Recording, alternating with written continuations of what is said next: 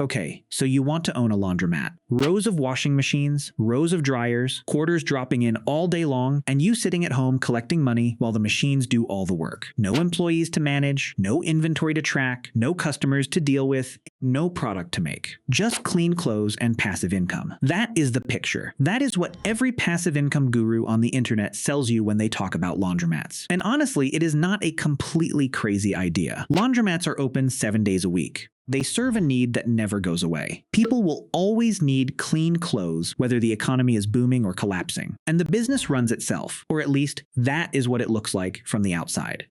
Here is the problem. The laundromat you are imagining, the one that hums along quietly generating cash while you live your life, exists. But it is separated from the laundromat that quietly drains your savings for years by a set of decisions most first-time buyers never even know they need to make. And the difference between those two outcomes is almost never about location or marketing or how many machines you buy. It almost always comes down to one thing that nobody talks about until it is too late. Let us start with what a laundromat actually is as a business, because it is not what most people think it is. On the surface, it looks like a real estate play. You rent a space, you fill it with machines, and the machines generate revenue. Simple. But the moment you look closer, the real structure reveals itself. A laundromat is not a real estate business. It is not even really a service business. It is a utility business. What you are actually selling is access to industrial equipment that your customers cannot afford to own themselves. The washing machine in your laundromat costs $4,000 to $8,000 per unit for a commercial-grade front loader.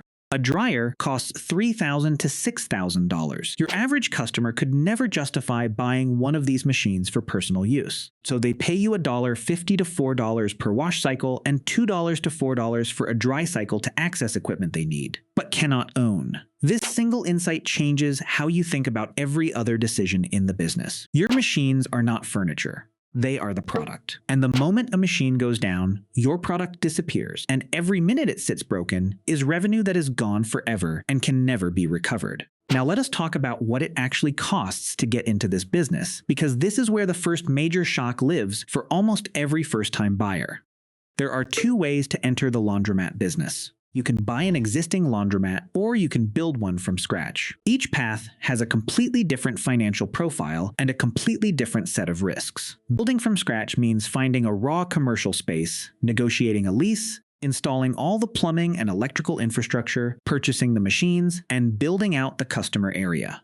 The plumbing alone for a laundromat is not standard commercial plumbing. You need larger water supply lines, more drain capacity, and a water heater system capable of handling dozens of simultaneous wash cycles. A commercial water heater setup for a mid-sized laundromat runs $10,000 to $30,000. The electrical panel upgrades required to power commercial washers and dryers at scale can run another $5,000 to $20,000. The machines themselves for a mid-sized shop of 20 washers and 20 dryers will cost somewhere between $150,000 and $300,000, depending on the brand, the capacity, and whether you buy new or refurbished. Add the lease deposit, the build-out costs, the signage, the seating, the folding tables, the change machine, the card payment system, the security cameras, and the first few months of operating expenses as a cash reserve, and building a laundromat from scratch requires somewhere between $200,000 and $500,000 before you collect your first quarter. Buying an existing laundromat sounds safer, and in some ways it is. You get an established customer base, existing machines, an existing lease, and ideally some track record of revenue you can verify before you sign. But here is the trap that catches buyers who do not know what to look for. Laundromat sellers almost always list when the machines are getting old. Not because they are generous people who want to give you a head start, because they know what is coming. A washing machine in a residential home might last 15 to 20 years. The same machine in a commercial laundromat running 8 to 12 cycles a day lasts 7 to 10 years before it starts requiring expensive repairs. When you buy a laundromat with machines that are 6 or 7 years old, you are not buying a cash-flowing business. You are buying a business that is about to hand you a $200,000 equipment replacement bill in the next 2 to 3 years. The purchase price might look reasonable. The machines might look fine. But if you do not know how to read the maintenance records and identify where the equipment is in its life cycle, you can walk into a deal that looks profitable on paper and turns into a money pit within 18 months of closing. Here is the thing that nobody in the passive income content world ever talks about when they sell you the laundromat dream. The machine that breaks on a Tuesday morning at 7 a.m. does not care that you have a full-time job. It does not care that you are 2 hours away. And it does not care that the repair technician cannot come until Thursday. Every hour that machine sits broken is a customer who walks in, sees an out-of-order sign, does their laundry somewhere else, and potentially never comes back. Laundromat customers are creatures of habit. They pick a location, they learn the machines, they establish a routine. Breaking that routine even once sends them to a competitor, and in most markets, there are competitors. The owner who is not on site or reachable is the owner whose machines stay broken longer, whose customers drift away faster, and whose revenue erodes in a way that never fully recovers. This is the single most important truth about the laundromat business that passive income content never tells you. The less you are involved, the faster it falls apart. And the more involved you are, the less passive it becomes. Let us talk about location because this is the decision that determines everything before a single machine is ever turned on. A laundromat is a neighborhood business in the most literal sense. Roughly 90% of your customers live within 1 mile of your location. Not 5 miles, not 10 miles, 1 mile. This means the income level, the housing density, and the specific demographics of that single mile radius are your entire addressable market. The sweet spot for a profitable laundromat is a dense residential neighborhood with a high percentage of renters. Renters do not have in-unit washers and dryers. They need you. A neighborhood that is 90% owner-occupied single-family homes with washer-dryer hookups in every unit is the wrong market, no matter how nice the space is or how cheap the rent is. The families in those homes will never come through your door because they already have a machine in their basement. High-density apartment buildings, working-class neighborhoods, student housing areas near universities, these are the markets where laundromats consistently survive and grow. Get the demographic wrong, and no amount of marketing, no amount of new machines, and no amount of pricing adjustment will fix it. The location is the business. Now let us get into the actual economics, because this is where the two versions of this business reveal themselves most clearly. A well-run mid-sized laundromat with 20 washers and 20 dryers in a good location running at reasonable utilization can generate somewhere between $10,000 and $25,000 in gross revenue per month. The cost structure looks roughly like this. Rent typically runs between $1,500 and $4,000 per month, depending on the market. Utilities, and this is a number that surprises almost every first-time owner, run between $2,000 and $6,000 per month. Water, gas, and electricity for a commercial laundromat running dozens of machines simultaneously all day is not a small bill. It is often the single largest operating expense after the equipment debt. Machine maintenance and repair budget should be at minimum $500 to $1,500 per month, even in a good month. And in a bad month, when a major component fails, it can spike to $5,000 or $10,000 in a single repair call.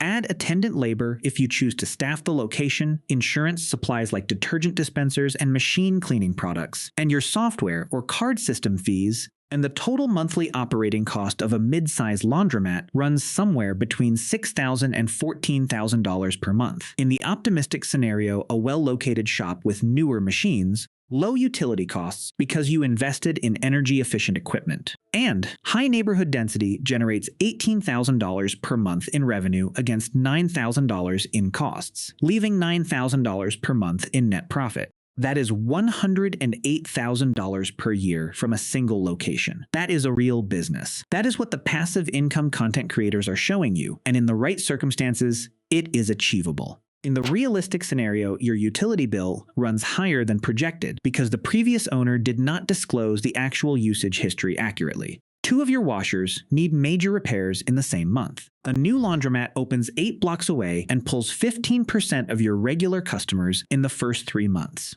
Under those conditions, that same shop generating $18,000 in revenue now costs $13,000 to operate, leaving $5,000 per month in profit, $60,000 per year, which sounds decent until you remember you put $300,000 into this business. And you are earning a 20% return in a good year on an investment that requires constant physical attention and carries real operational risk every single day. There is a version of this business that genuinely works as close to passive income as any brick and mortar business can get, and it requires 2 things that most first-time buyers do not have: new or recently replaced machines under warranty, and an established relationship with a reliable repair technician who can respond within hours, not days. The owners who build real wealth in this industry are almost never the ones with a single location working as a side hustle. They are the ones who figured out the model at one location, systematized the operations, hired a part-time attendant, and then opened a second location and a third. The economics of a laundromat portfolio are genuinely compelling.